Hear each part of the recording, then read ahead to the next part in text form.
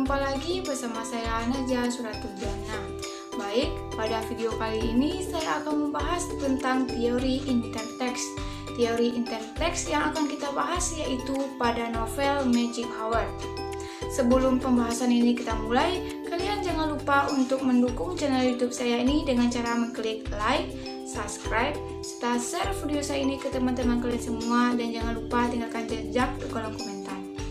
Sebelum kita melangkah lebih jauh tentang kajian intertext pada novel Magic Hour, kita harus tahu dulu apa itu kajian intertext. Intertext merupakan kajian yang memiliki prinsip untuk memahami suatu karya sastra, baik yang berasal dari penyerapan maupun dari hasil transportasi dari teks-teks lain yang lahir sebelumnya. Intertext juga merupakan kajian tentang hubungan suatu teks dengan teks yang lain, karena tidak ada teks karya sastra yang begitu saja lahir, melainkan sebelumnya sudah ada. Kajian intertext pada kali ini yaitu pada film dan novel Magic Hour. Magic Hour merupakan novel populer bestseller yang sangat digemari khususnya oleh kalangan remaja. Karena klarisanya, novel ini sempat difilmkan, bahkan saat itu menjadi film terlaris di Indonesia tahun 2015. Secara keseluruhan, hal sensitif yang paling menonjol dari novel ini adalah kisah cinta dari berbagai percakapan dan gerak-gerik para tokoh novel, dan dalam film ini dapat disepakati bahwa temanya adalah tentang cinta.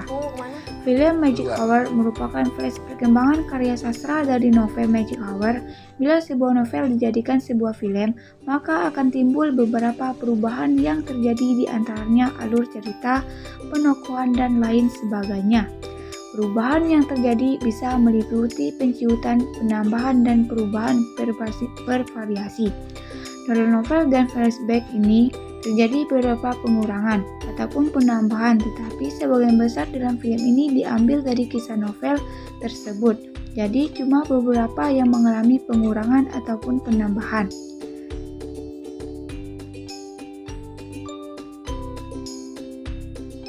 Pertama, adanya beberapa persamaan alur cerita pada novel dan film Magic Hour ini. Salah satunya yaitu baik dalam novel maupun film, Raina sama-sama menjalin kasih dengan saudara kembar Dimas, dan mereka sama-sama menikmati keindahan Magic Hour di Kawah Ijen. Yang kedua, perbedaan yang terjadi pada novel dan film Magic Hour ini adalah di mana jika di dalam novel Magic Hour adalah cerita dimulai dari masa Raina yang di panti asuhan, yang kemudian diangkat menjadi anak oleh Tante Flora, ibu dari Guani. Sedangkan dalam film awal cerita dimulai ketika Raina yang sudah remaja sedang merapikan bunga di toko bunga milik Tante Flora. Yang ketiga, perbedaan dari segi cerita pada novel dan film Magic Hour adalah novel menceritakan bagaimana Raina tidak mengetahui jika Dimas telah meninggal dunia, dan laki-laki yang bersama Raina merupakan saudara kembar Dimas.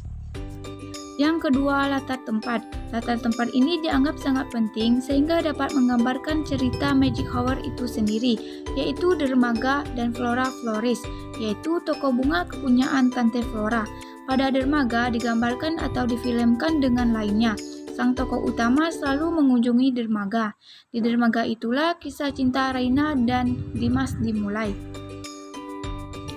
Pada film digambarkan ketika Dimas mengucapkan, "Kamu benar-benar indah banget di sini, kayak lagi di belahan dunia lain. Ngelihat kamu sambil ngelihat Magic Hour," ucap Dimas. Ia dan Raina tengah menikmati senja kala itu, selepas mentari terbenam, dan Magic Hour selama ini menjadi tempat favorit bagi Raina untuk menikmati Magic Hour. Latar tempat yang kedua yaitu pada toko bunga Flora Floris. Nah, pada toko bunga ini merupakan kediaman Raina. Toko bunga sering dikunjungi oleh Robi dan Dimas untuk menemui kekasih hatinya. Latar tempat yang ketiga, di sini terjadi beberapa perubahan. Pada film tidak terdapat latar tempat panti asuhan, sedangkan novel terdapat latar tempat panti asuhan, di mana di awal novel dikatakan bahwa ibu Gaini mengangkat Raina menjadi anak angkatnya. Latar suasana yang sangat menonjol dalam novel dan film ini yaitu suasana Magic Hour dan hujan seperti yang terdapat pada film Magic Hour. Hujan adalah waktu yang sangat disukai oleh Raina selain Magic Hour, membayangkan bahwa dirinya sedang menjadi putri dan mengingat momen-momen lainnya. Penokohan dalam film Magic Hour diambil 100% dari novel Magic Hour, di mana tokoh dalam film sama seperti tokoh dalam novel. Tokoh utama yaitu Raina. Raina merupakan gadis berkulit bersih, memiliki mata yang sayup dan berambut hitam.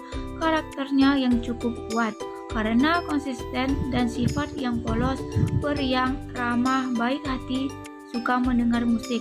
Yang paling jelas, ia merupakan gadis yang menyukai hujan. Yang ketiga, Flora. Flora adalah ibu dari Guani, sekaligus ibu angkat Raina. Flora selalu berbicara menggunakan bahasa Inggris, bahasa Indonesia, dan Sunda. Yang paling menarik adalah dialek Inggrisnya yang sangat nyunda. Yang keempat, Dimas. Dimas digambarkan sebagai tokoh yang memiliki kulit putih, tinggi sekitar 175 cm, rambut bergelombang kehitaman, hidungnya mancung, bibir tipis, mata sayup, seorang terpelajar, dan seorang pria fashionable, sehingga siapapun yang melihatnya pasti terpukau. Yang kelima, Suster. Melihat wajah Dimas yang sangat tampan, Suster ini berlaga agak centil, dan masih banyak lagi tokoh-tokoh pelengkap lainnya dalam film Magic Hour, yaitu pelayan restoran, supir taksi, Badrun, Toby.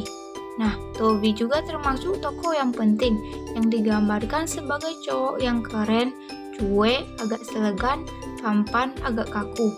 Bentuk wajahnya seperti hati, dagu lancip, alis mata yang tebal. Selanjutnya, Amanat. Amanat yang terkandung dalam film dan novel di sini sama, yaitu mengenai kehidupan. Kita dalam menjalani kehidupan ini harus memiliki ketegaran dan ketulusan hati kita. Kita juga harus tabah dalam menghadapi segala cobaan dan dapat mengambil hikmah dari setiap cobaan tersebut. Yang selanjutnya, unsur ekstrinsik. Unsur ekstrinsik yaitu sebagai nilai moral. Nilai moral pada film dan novel ini sama, yaitu kita harus bertanggung jawab terhadap apa yang telah kita lakukan. Selanjutnya yaitu nilai sosial. Nilai sosial dalam novel ini yaitu rasa kesetiakawanan yang begitu tinggi. Hal ini dibuktikan antara tokoh Toby dan Raina. Yang berbeda yaitu pada nilai agama. Nilai agama pada novel ini tergambar saat Guani berulang tahun. Ia dan mamanya berkunjung ke panti asuhan untuk berbagi kebahagiaan dengan memberikan barang yang dibutuhkan oleh panti asuhan, seperti baju, alat tulis, buku-buku, dan lain-lainnya untuk para penghuni panti. Sedangkan di film tidak ada digambarkan tentang adanya panti asuhan. Baik, itu saja penjelasan tentang kajian interteks pada novel dan film Magic Hour. Semoga video ini membantu teman-teman semuanya. Terima kasih saya ucapkan kepada teman-teman semua yang telah mengklik video saya ini. Sampai jumpa di video lainnya.